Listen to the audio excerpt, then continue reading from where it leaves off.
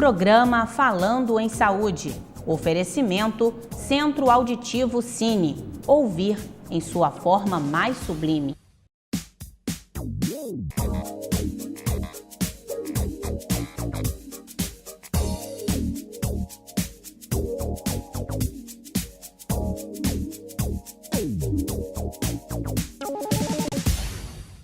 Olá, o programa Falando em Saúde de hoje vai abordar um tópico diferente, os direitos dos consumidores de saúde, que na verdade somos todos nós, né?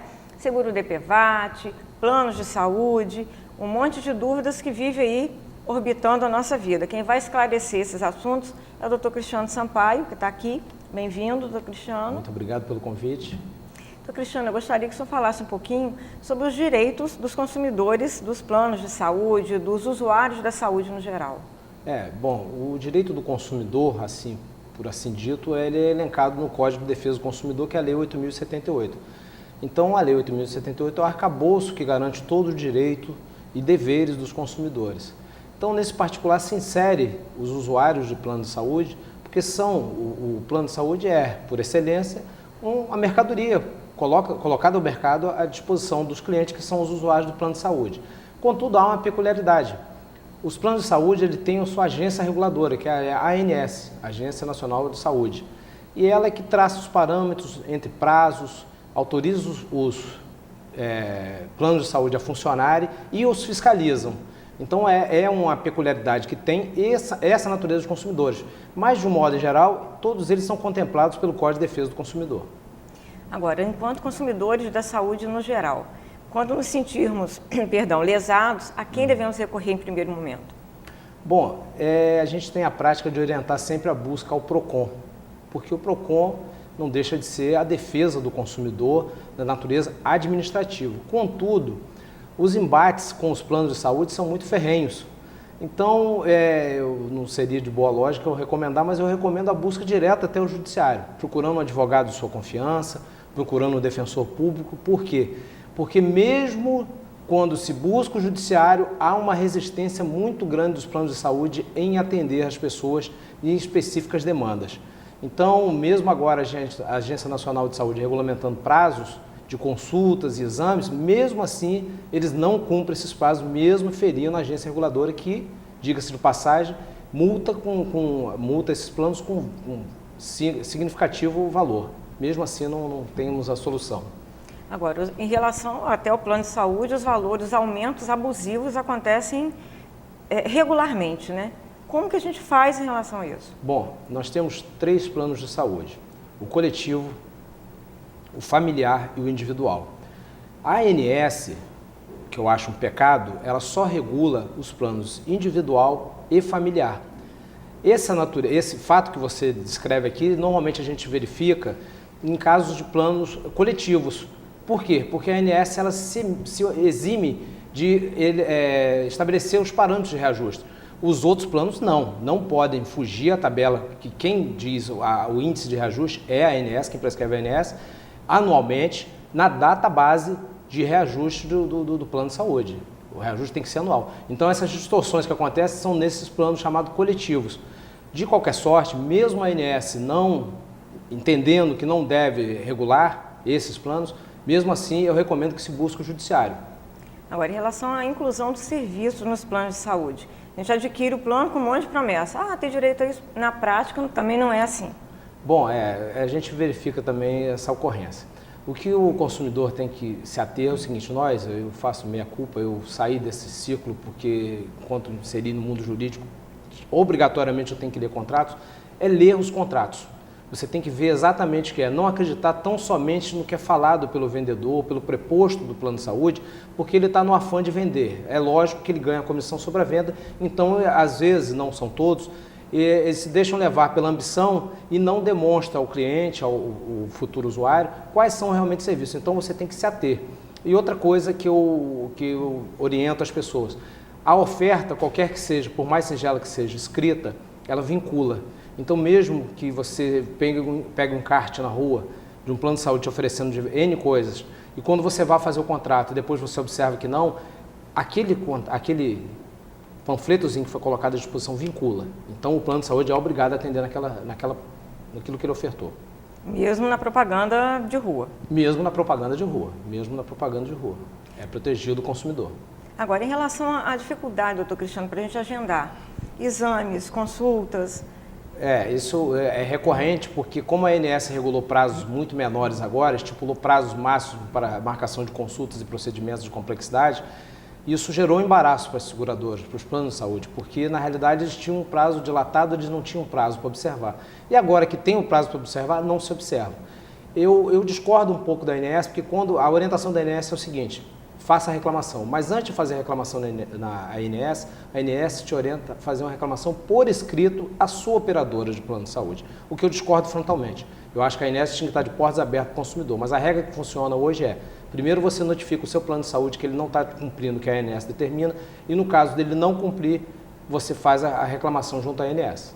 E então, nisso é assim que funciona. se perde mais tempo ainda. Por óbvio, né? Porque quem procura saúde, um procedimento de alta complexidade, você fazer notificação, esperar retorno de notificação, notificar a ANS, para que você efetivamente tenha um resultado, leva muito tempo e por vezes a pessoa cai no judiciário novamente para buscar a solução do seu conflito. E qual seria um prazo legal, vamos dizer assim, para marcação de exames? Consultas simples, a ANS prescreve 7 dias, consultas mais especializadas, como fonoaudiólogo ou nutricionista, 10 dias, e exames de alta complexidade, 21 dias. Em média é isso aí, mas não passa mais do que 21 dias. Os exames de mais alta complexidade, 21 dias. Agora, quando acontece, por exemplo, é muito comum, o paciente sofre um acidente, vai para um hospital público e não há cobertura depois de exame, de nada, nesse primeiro momento, pela operadora. Sim. Como que a gente faz numa situação dessa? Bom, o primeiro atendimento, normalmente, a gente vai para a via emergencial, que é a rede pública que coleta. Então, no segundo momento, a pessoa, a família, deve procurar o hospital para fazer a remoção e ele tem que se incumbir de fazer até essa remoção, buscar o paciente na rede pública e levá-lo até lá e ele ser contemplado em toda a sua assistência. É direito do paciente, é direito do usuário do serviço e, no caso, seu familiar, na impossibilidade dele poder reivindicar seus direitos. Doutor Cristiano, a maioria dos planos de saúde não aceita portadores de doenças crônicas pré-existentes. Diabetes, cardiopatias, HIV, né? Isso é legal? Não, de forma alguma, de forma alguma. O que a ANS prescreve é que pessoas com doença pré-existente, o plano de saúde pode submetê-las a uma carência máxima de 24 meses. Após 24 meses de contribuição ao plano, ela tem que ser totalmente atendida, independente da doença que ele é acometido. Então, é direito do consumidor e, novamente, eu digo, corra atrás do seu direito, busque o judiciário. Agora, qual a orientação que o senhor daria para quem está buscando um plano de saúde, além da questão de ler o contrato, como o senhor já falou para a gente aí, e, de repente, ouvir pessoas, você é usuário desse plano? Sim, a consulta boca a boca, né, o famoso boca a boca é importante. Agora eu aconselho a procurar o site da ANS, bota no Google, fácil de localizar, ANS, se não me falha a memória, ans.gov.br, e lá você tem maiores informações sobre o plano de saúde, inclusive com reclamações, queixas, e se o plano até está suspenso, porque a ANS lança essa punição de suspensão dos planos quando eles não conseguem atender nesse prazo estabelecido pela ANS, de consultas e exames. Agora, como que a gente faz, por exemplo, conveniada com um plano X? Esse plano para de funcionar, para de atender, como aconteceu aqui em Campos até há pouco tempo, né? É um plano coletivo, deixou de atender, ficou todo mundo sem saber para onde correr. Vai fazer o quê? Preciso do exame, mas o plano acabou, foi extinto. E aí? Bom, eu acompanhei assim, distante do que aconteceu aqui em Campos. Era um plano coletivo, sim, mas a própria ANS, embora ela não intervenha diretamente nesse plano coletivo, ela estabelece que, no caso de ruptura, tem que, no mínimo, 60 dias o usuário ser avisado. E, ao que parece, aqui em Campos não aconteceu isso. Então, se não avisar, não fizer prova em conteste que notificou esse usuário, ele permanece no direito, inclusive, a meu ver, com o direito de ingressar na justiça para que o plano de saúde seja compelido a tratar esse paciente, a fornecer todos os exames, porque ele não notificou. A relação não é uma relação só bilateral, envolve 3 personagens nisso aí, que é o município que contratou ou a pessoa jurídica que contratou, o plano de saúde e o usuário final. Então, essa cadeia não se rompe apenas com a posição de 2. Então, o que aconteceu para mim foi até uma leviandade do plano de saúde, Porque ele poderia sim, diante da ruptura, sim, mas ele teria que necessariamente notificar as pessoas, até pelo princípio da dignidade da pessoa humana, que foi muito indigno o que aconteceu com os usuários que foram fazer uso do serviço. Foram lesados, né? Não deixa de haver não deixa de ser lesado, não deixa de ser lesado. Não é a primeira vez que isso ocorre, lamentável. Agora, eu sou muito beligerante, né? Às vezes sou até criticado nisso aí. Eu acho que o povo campista ele tem que correr mais atrás dos seus direitos. Tem que buscar. Nós temos hoje na Ordem dos Advogados, na 12ª subseção que atinge a nossa região aqui, Campos, São João da Barra, São Francisco e Talvo, 2.700 advogados inscritos. E eu vou te dizer que muitos profissionais capacitados nós temos para atuar. Então procure um bom advogado, que não falta aqui na nossa região, procure um defensor público, mas corra atrás dos seus direitos, não deixe fazer o que está ocorrendo, não deixe acontecer o que está ocorrendo. Porque não pode haver a quebra unilateral de um contrato de um plano de saúde. Não, de forma alguma. De qualquer maneira, o consumidor sempre tem que ser consultado, olha, vai suspender, vai acabar. Olha, Márcia, eu sempre coloco que com a edição do Código de Defesa do Consumidor, eu digo que o consumidor hoje é Sua Majestade o consumidor.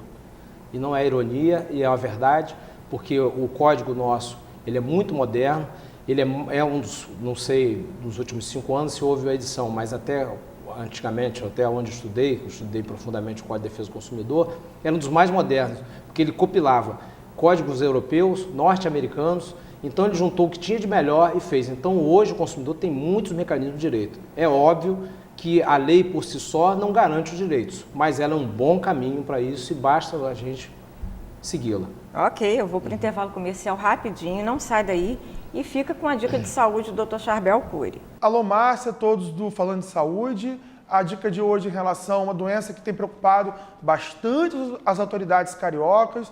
O Rio de Janeiro é mais ou menos em 60, 70 anos, não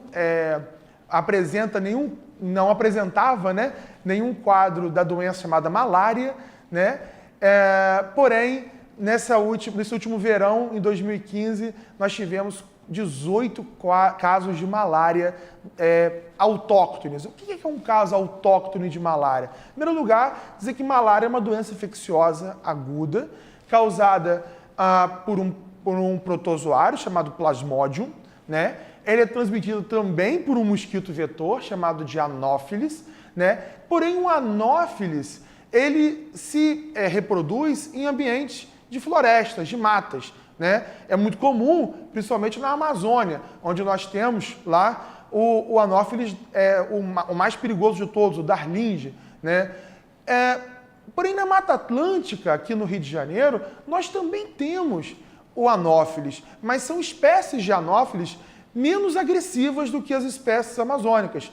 E para que haja transmissão da malária, para que haja cadeia transmissora, é preciso que o mosquito infecte uma pessoa doente, ele se infecte e ele passe a doença para outras pessoas que não tiveram, né, malária, obviamente. E aí vem um grande detalhe. Esse verão de 2015, ele foi sui generis, ele foi especial. Nós não tivemos grandes chuvas, nós não tivemos tempestades com enxurradas. Com isso, as florestas não foram lavadas pelas chuvas, né? As águas de março não foram suficientes para lá fechar o verão e lavar as florestas, de forma que esse mosquito se reproduziu bastante nas florestas. E as pessoas que têm costume de, ao invés de ir para a praia, passar o verão indo para as cachoeiras, se infectaram com o mosquito da malária, né?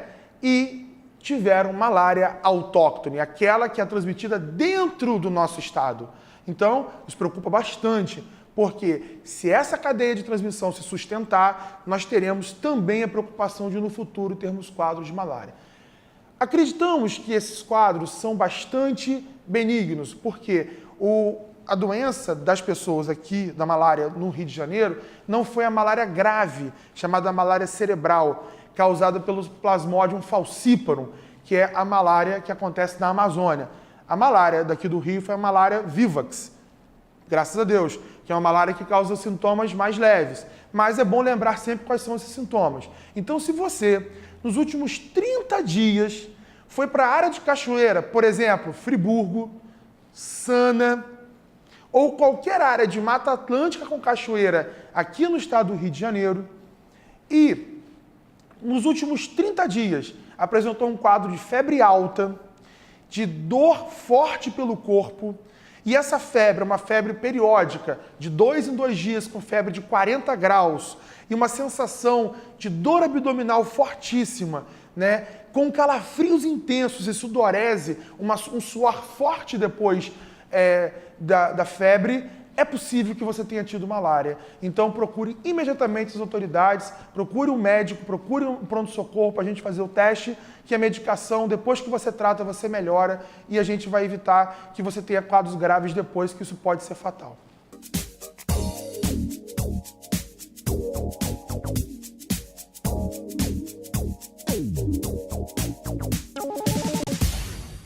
Ei você, ouve essa! O Centro Auditivo Cine, em parceria com o Banco do Brasil, criou o crédito de acessibilidade. Com ele, você poderá adquirir o seu aparelho auditivo pagando tão pouquinho que seu bolso nem vai sentir. Mas presta atenção que eu vou falar só uma vez. Aparelhos auditivos com parcelas de R$ 57. Tá bom, vai, eu falo de novo. Aparelhos auditivos com parcelas de R$ 57. Centro Auditivo Cine, Edifício Medical Center, Térreo. Todo dia é dia, todo dia é Dil. Com aquele atendimento que você pediu. Qualidade é na Drogaria Dil. Do dia é dia de Dil. Drogaria Dil. Ultramed Diagnósticos, um completo centro de diagnósticos por imagem, equipamentos com a mais alta tecnologia, busca pela excelência em todos os setores, convênios com os principais planos de saúde. Ultramed Diagnósticos, valores que vão além da imagem. A Unix Imóveis é uma empresa especializada em consultoria. Nossa equipe é treinada a aconselhar, avaliar e indicar o que é melhor para você. Vendemos, alugamos e administramos. Mais que isso, nossos profissionais têm o compromisso de realizar o que você deseja. Garantia, segurança, credibilidade. Unix Imóveis. Fornecedora Jacinto, uma loja cheia de novidades que vão encantar você. Novos ambientes inspiradores e o maior showroom de louças, pisos, revestimentos, metais, luminárias, objetos de decoração e móveis para todos os estilos, do clássico ao contemporâneo. Fornecedora Jacinto, 40 anos, incomparável. Campos e Macaé.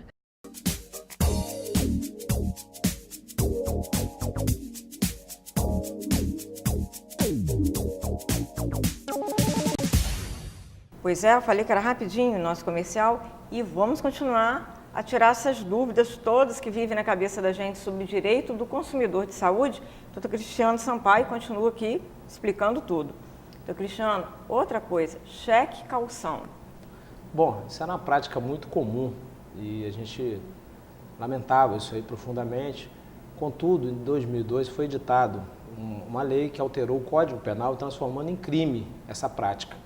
Então, eu acho que de 2012 para cá essa atividade cessou. Mas se acontecer um ato extemporâneo desse, que ainda venha a ferir o direito do consumidor, é crime.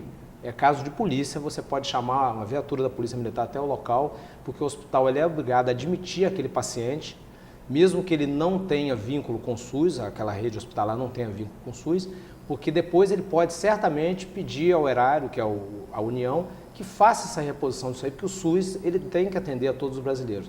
Então, é reagir com firmeza, não admitir isso. O hospital é obrigado a receber o paciente, de qualquer natureza que seja, mesmo sendo particular.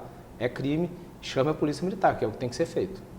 Agora, uma dúvida também que é comum. Às vezes o usuário precisa de uma vaga, por exemplo, num CTI. Sim. Não consegue, está lotado naquele lugar. Aí, a orientação que você tem aí ao Ministério Público. É o correto a se fazer realmente? Bom, criou-se uma máxima no Brasil sempre de procurar o Ministério Público e, em algum aspecto, sim, está até correto que o Ministério Público cabe o zelo da sociedade, ele é autor das tutelas coletivas, quando o interesse é coletivo, é difuso, o Ministério Público é interessado no fato e atua. Contudo, não é o Ministério Público que determina, ele propõe ações. Então, hoje, aqui no Rio, eu vou falar que a gente está mais próximo, porque a gente está sentindo no Rio de Janeiro, a gente vive um caos que é vagas em UTI. A rede hospitalar pública hoje não tem vagas em UTI. E o que a gente lamenta e fica muito compadecido ver é que pessoas, às vezes, com a liminar na mão, com a determinação judicial, não conseguem a internação de entes e vendo eles a falecer em um leito que não é o adequado para estar. Então, é uma problemática séria, é um assunto que a gente tem que enfrentar, que é de saúde pública.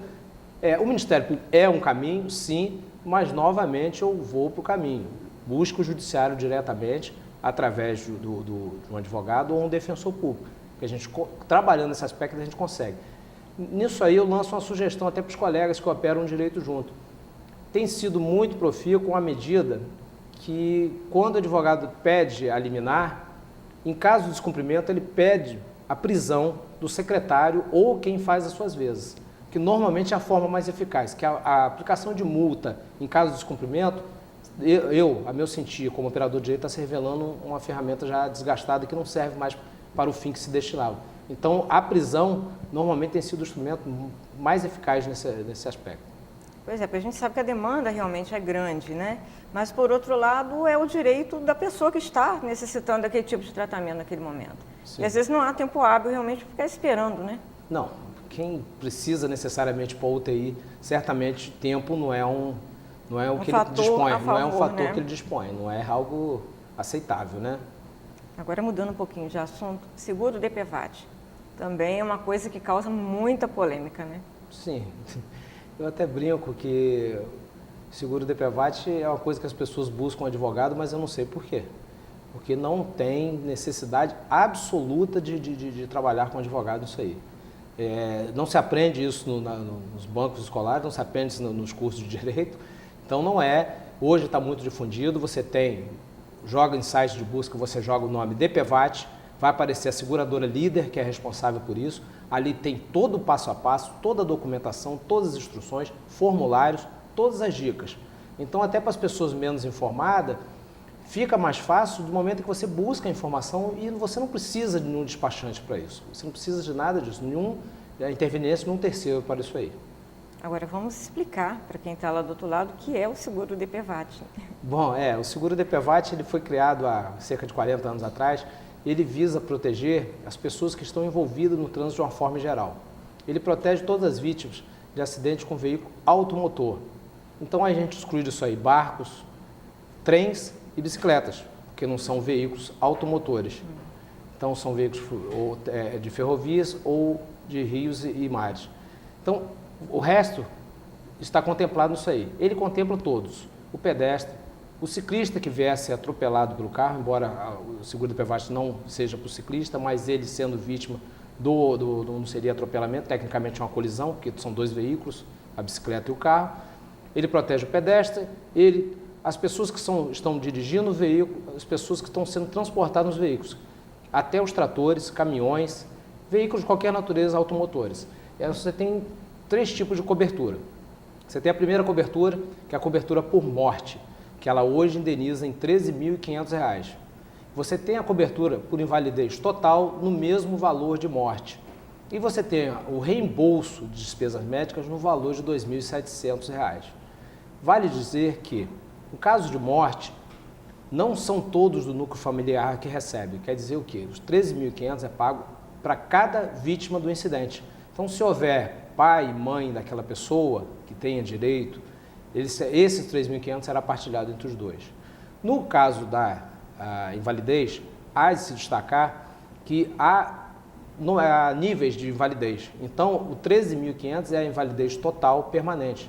Mas se você perde a mobilidade de um membro, de um dedo ou algo assim, existe uma tabela, parece até cruel, mas existe uma tabela de progressão que garante uma indenização de patamares que vão de 30, 40, 50, dependendo do grau que te comprometeu na sua mobilidade. Mas fechando já, né, da questão dos medicamentos e despesas médicas, tudo comprovado através de nota fiscal até o limite de R$ 2.700. Agora, como que a gente faz para receber esse seguro? Bom, como eu já disse, busca a internet, se não tem essa ferramenta, hoje tem lan house, tem alguns lugares que fazem esse atendimento, entra no site do DPVAT, lá tem os formulários e tem as orientações, inclusive com vídeos, tutoriaizinhos que ensinam de uma forma bem lúdica, de uma forma bem acessível, com a linguagem muito acessível, para que as pessoas providenciem toda a documentação, entendeu? Eu posso até pensar para você quais são as documentações. Em caso de morte, você precisa, óbvio, o atestado de óbito, a ocorrência feita pela Polícia Militar e a Polícia Civil, que são duas ocorrências distintas, e você precisa do requerimento e comprovar, documentos que comprovam o seu vínculo com aquela pessoa.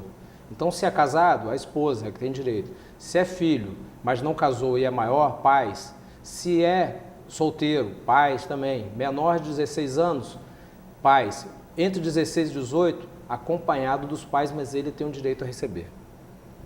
Agora, doutor Cristiano, em relação ao prazo para o recebimento, para requerer esse recebimento do seguro DPVAT? Bom, com o advento do Código Civil de 2002, o prazo ficou de 3 anos, ficou estabelecido de 3 anos, que é o prazo prescricional para se requerer o seguro DPVAT, quer de qualquer natureza, ou morte, invalidez ou despesas médicas. Agora, em relação à questão de ajuda para medicamento, para tratamento de saúde, acompanhamento, vai-se ao hospital onde foi atendido também, busca-se laudo, como que é essa conduta? Bom, aí você precisa necessariamente, um dos documentos mais comuns nesses eventos é o BAN, Boletim de Atendimento Médico, que você busca ele nos hospitais da rede credenciada ou junto ao Corpo de Bombeiros, que quando ele faz esse socorro, ele também lavra um tipo de ocorrência que é válida para esse tipo de indenização. E, óbvio, todos os gastos de despesa têm que ser comprovados por nota fiscal. Agora, o benefício, por exemplo, se a pessoa precisar continuar um tratamento por um tempo maior, esse benefício ele cobre Não. esse tratamento ou ele tem um tempo determinado? Não, esse benefício não é que ele tem um tempo determinado, ele tem um valor determinado. Quando chega a esse teto, você não está mais contemplado pelo seguro DPVAT. Mas uma pessoa, por exemplo, que não fica com uma invalidez permanente, mas tem uma sequela que precisa, por exemplo, de uma fisioterapia por um longo tempo. Chegou aquele limite, acabou a cobertura. E aí? Bom, aí a gente tem que buscar outras vias, a pessoa que foi lesada, ela tem que buscar processar de repente o agente que praticou o ato, a pessoa que promoveu o acidente, ou se for um agente público, procurar o Estado para ser ressarcido, você tem que buscar outras vias. Infelizmente, o seguro DPVAT ele não vai te cobrir esses eventos posteriores. Quer dizer, tentar-se um acordo entre as partes envolvidas. Mas nem sempre isso é fácil também, né? Nas partes envolvidas, normalmente esse litígio isso aí avança para o litígio. É muito difícil a gente conseguir. Às vezes, só quando a composição de danos, só danos, já é difícil. Imagine quando há lesões e situações mais gravosas que se prolongam ao passar do tempo. Agora, por exemplo, o usuário recebeu o DPVAT para um tratamento médico. Nesse inteirinho veio a falecer. É acumulativo esse DPVAT ou é pago para uma coisa só? Você me trouxe uma situação peculiar, mas eu entendo o seguinte, se o óbito veio originado daquele acidente lá atrás, se você fizer a comprovação, o liame, você conseguir comprovar aquilo ali, óbvio, por uma razão lógica, independente de você ter percebido os R$ 2.700 para tratamento, aquilo de óbito foi provocado por aquele acidente, cabe à família sim a indenização de R$ 13.500. Admissível, não tem previsão legal, mas é uma coisa admissível juridicamente. Mas nesse caso aí é importante que se procure uma orientação de um advogado, aí Correto. Já não vai mais pela orientação da internet. Não. Essa orientação da internet a gente tem que ir com muita cautela. Eu sempre falo com as pessoas, até a gente vê pessoas de nível universitário, estudantes universitários, vi na internet. Eu falei, calma, internet, qual a fonte? Você tem que saber qual é a fonte. Então, porque qualquer coisa, qualquer bobagem que você colocar na internet não é verdade absoluta. Alguns tornam verdade absoluta, mas não são. Então, a gente tem que analisar por esse aspecto, sempre procurar um bom advogado de sua confiança, ou na possibilidade de pagá-lo. Defensoria Pública do Estado do Rio de Janeiro, que atende muito bem, nós temos um corpo de defensores muito bem preparados mesmo. Então, é assim, eu recomendo sempre, foi aquilo como no início da nossa conversa, procure seus direitos, corra atrás. A palavra-chave é corra atrás, não fique parado. Ok. Gostaria de agradecer a sua participação, convidá-la a voltar outras vezes. Tem muito assunto em relação aos direitos de nós, consumidores de saúde, né, que geram muitas dúvidas. E você que está em casa, eu espero que tenha gostado do nosso programa de hoje, né? Passa lá no meu e-mail, deixa a sugestão de pauta, deixa algum assunto que você queira que a gente traga para cá, marciatebarcelos@gmail.com. E a entrevista do Dr. Cristiano também vai estar lá no meu blog, blogdemarciabarcelos.blogspot.com. Não se esqueça, a gente se vê.